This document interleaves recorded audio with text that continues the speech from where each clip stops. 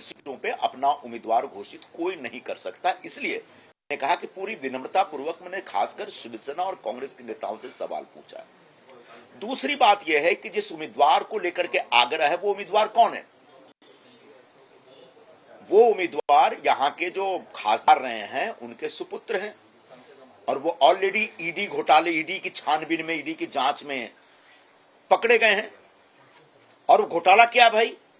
खिचड़ी घोटाला।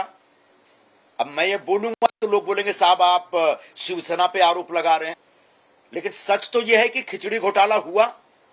सच यह है कि जो खिचड़ी कोविड के जमाने में जो गरीब मजदूर लोग थे, मुंबई में रहने वाले लोग, खासकर उत्तर भारत के लोग जो थे, उसमें दक्षिण भारत के भी लोग थे और मुंबई से बाहर महाराष्ट्र के अलग अलग जिलों से भी आए हुए मजदूर वर्ग के लोग थे, उन सारे मजदूरों को जो तकलीफ हो रही थी कोविड के जमाने में, उनके पास खाने को एकदम तकलीफ थी, दाने दाने को मोहताज हो गए थे।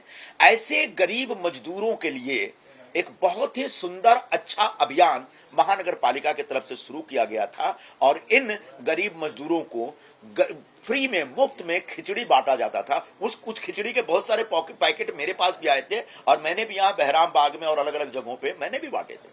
तो महानगर पालिका के बड़ा अच्छा उपक्रम था और उस उपक्रम में उस समय के जो शिवसेना के लोगों ने भयंकर घोटाला किया और जो सप्लायर थे, जो कॉन्ट्रैक्टर थे, उनसे कमीशन खाया। तो गरीब मजदूरों की खिचड़ी या मुफ्त खाने में कमीशन खाने वाले व्यक्ति को आप इतना जिद करके उम्मीदवार क्यों बना रहे? क्या कमीशन का हिस्सा आप लोगों के पास भी आया है क्या? ये सब ऐसे कमीशन खोर के लिए शिवसेना और कांग्रेस के कार्यकर्ताओं को मजबूर किया जाएगा कि आप इनका प्रचार करें?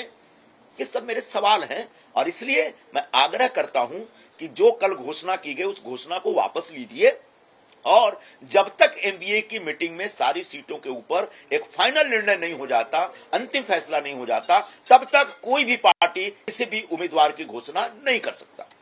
आप जो बोल रहे हैं, सर इस पर अमोल कीर्तिकर का एक जवाब आया है। उन्होंने कहा है कि कांग्रेस नेता संजय निरुपम को कुछ कहने से पहले अपने नेताओं से बातचीत करनी चाहिए। ये सीट हमेशा से शिवसेना की रही है, उनको इस बात की जानकारी नहीं होगी। तो कांग्रेस जो बात कर रही है, जो संजय निरुपम बात करे, पहले अपने नेताओं से बात कर ले, फिर किसी भी चीज का दावा करें और ईडी के कंप्लेन में मेरा नाम भी दिखा दें अगर है तो। रह गई बात कि ये परंपरागत रूप से शिवसेना की सीट है, ये जो दावा है, ये जो साहब ने मुझे जवाब दिया है, जब ये पैदा नहीं हुए थे ना तब से ये सीट कांग्रेस की है। 1962 में इस इलाके से, इस सीट से चुनकर गए थे वी के कृष्ण, 2 बार चुन के गए। उसके बाद 62 के बाद इसी इलाके से, इसी सीट से चुन के गए थे HR गोखले, जो इस देश के कानून मंत्री तक थे इंदिरा जी की जब सरकार थी तब। और उसके बाद सुनील दत्त साहब चुन के जाते हैं यहां से, और एक ने कई बार इसी उत्तर पश्चिम मुंबई सीट से, और उसके बाद गुरदास कामत भी यहां से चुन के जाते हैं। तो ऐसा नहीं कह सकते कि शुरू से शिवसेना की सीट रही है।